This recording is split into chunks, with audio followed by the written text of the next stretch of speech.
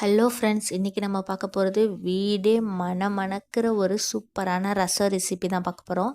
அதுக்கு முன்னாடி நம்ம கொஞ்சம் ஆயில் கடாயில் ஊற்றிக்கிட்டு நம்ம சைட் டிஷ்க்காக கொஞ்சம் வத்தல் எடுத்து வச்சுருக்கோம், சாப்பாட்டு வத்தல்.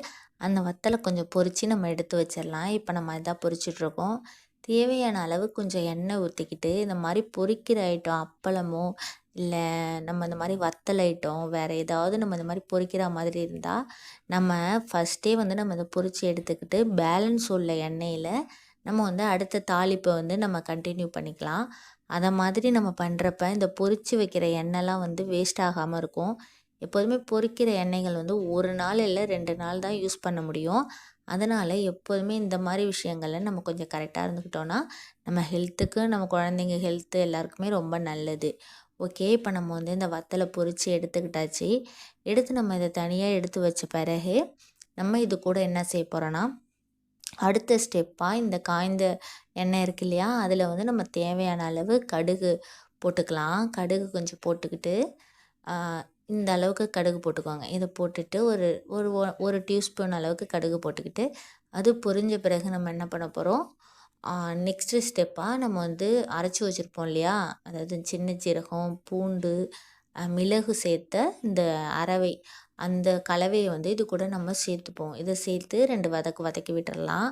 2 வதக்கி விட்டதுக்கு அப்புறம் நம்ம இது கூட என்ன சேர்க்க போகிறோன்னா, ஒரு 2 சிட்டிகை மஞ்சத்தூள் சேர்க்க போகிறோம். அவங்க மஞ்சத்தூள் அவங்கவுங்க டேஸ்ட்டுக்கு ஏற்ற மாரி அவங்க ஃப்ளேவருக்கு பிடிச்சிருந்துன்னா கொஞ்சம் கூடயும் இல்லை குறைவாகவும் நம்ம வச்சுக்கலாம். அதுக்கப்புறம் ஒரு 2 காய்ந்த பட்டை மிளகாய் இருக்கு இல்லையா, அதை கிள்ளி இது கூட நம்ம போட்டுக்கிறோம். இதை போட்டு இது கூட 2 வதக்கிட்டு ஒரு 2 பச்சை மிளகாய் போட்டு கொஞ்சம் கருவேப்பிலை போட்டு 2 வதக்கிக்கிறோம். அப்புறம் நம்ம ஆல்ரெடி ஒரு 2 பழுத்த தக்காளி எடுத்து நல்லா பிசைஞ்சி அதை தனியாக வச்சுருந்தோம். அந்த பிசைஞ்சு வச்சிருந்த மிக்சரையும் இது கூட சேர்த்து 2 வதக்கி விட்டுடலாம். இந்த வதக்கல் நம்ம எல்லாமே சிம்மில் தான் செய்யணும். அப்போ தான் ரசம் ரொம்ப டேஸ்ட்டாக இருக்கும். இப்போ நம்ம வதக்கி வச்சதோட நம்ம ஆல்ரெடி ஒரு 2 பால் சைஸு புளி எடுத்து ஊற வச்சுருந்தோம். அந்த புளியை நல்லா கரைச்சி இது கூட நம்ம மிக்ஸ் பண்ணிக்கலாம். தண்ணி நம்ம தேவையான அளவு வச்சுக்கலாம். சில பேருக்கு கொஞ்சம் புளிப்பாக இருந்தால் ரசம் ரொம்ப பிடிக்கும். சில பேருக்கு புளிப்பு இல்லாத நார்மலாக இருந்தால் பிடிக்கும். அவங்கவுங்க டேஸ்ட்டுக்கு தகுந்த மாதிரி புளி மட்டும் நம்ம அட்ஜஸ்ட் பண்ணி வச்சுக்கலாம்.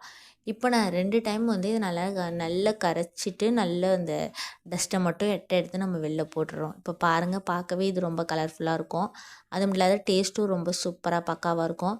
இது கூட நம்ம கொஞ்சம் கொத்தமல்லி தழை இருந்ததுன்னா அது தனியாக எடுத்து கிள்ளி வச்சுக்கணும். அதை நம்ம இப்போ போடக்கூடாது. இதெல்லாம் இப்போ ப்ரிப்பேர் பண்ணி முடித்த பிறகு கொஞ்சம் நுர பொங்குற ஸ்டேஜில் நம்ம அந்த கொத்தமல்லியை கொஞ்சம் போட்டுக்கலாம்.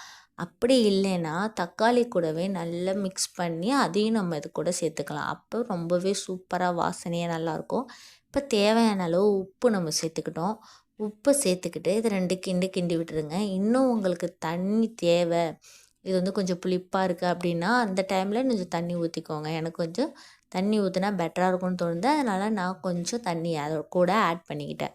இப்போ இதெல்லாம் முடித்த பிறகு நான் உங்களுக்கு க்ளோஸ்அப்பில் வச்சு காட்டுறேன் பாருங்கள். ரொம்பவே டேஸ்ட்டாக இருக்கும். இதே மெத்தடில் நான் சொன்ன மெஷர்மெண்ட்டில் நீங்கள் ட்ரை பண்ணி பாருங்கள். ரொம்ப சூப்பரான ரசம், வீடே கமகமன் வாசனை வரும்.